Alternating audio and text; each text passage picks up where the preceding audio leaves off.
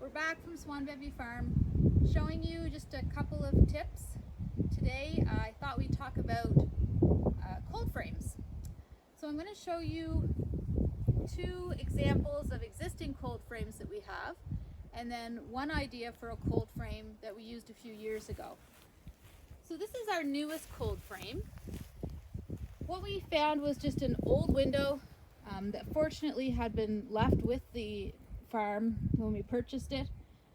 What we've done is built a box.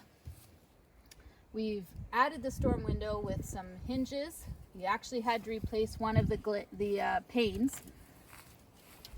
Screwed a handle on, lift it up. Painted the inside with a black to try to retain some heat. This is actually an old concrete base from, I think it was a previous lamppost that we had that we kept kicking around. And as you can see, we've already started planting some stuff. We've got some onions coming through, some radish, some beets, and some spinach. So this seems to be working quite well this year. One thing that I found was actually kind of helpful with this window was that it had already a little bit of a venting system, so if you did decide to open that, you could. We're going to close it because it's getting cold tonight. We are in Atlantic Canada. That's why we are using cold frames, because our growing season is so short that we're trying to just start a few things a little bit earlier. I'm going to show you another cold frame here. We built this one a few years ago.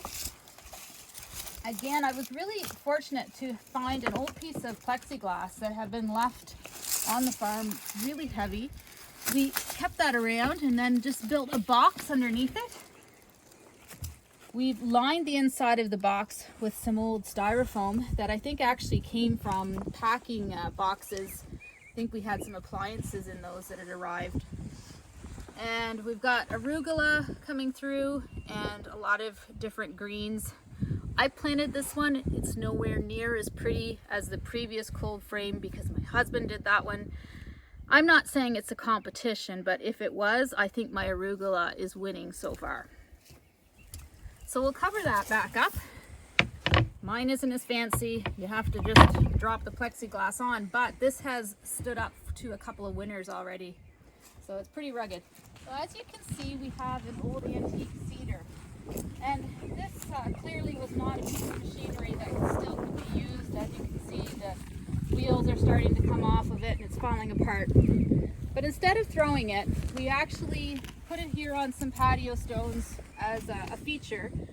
When it first came, it still had the box.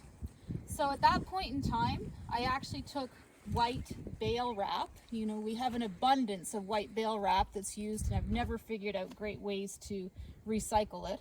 But I took strips of it and I lined the boxes with the white bale wrap, filled it with soil, and then fortunately had enough plexiglass to lay over the top. And we grew in this for a couple of years using this as a cold frame. It wasn't huge, but it did serve its purpose. So this year, as you can see, it's disintegrated now to the point that we can't really plant boxes in it. I'll probably just put a couple of window boxes with some flowers in it, basically just as decorative piece. But if you have some old farm equipment laying around, there might be some ways you can repurpose it and use it in a meaningful fashion. So just some ideas from our farm. We hope you enjoyed them.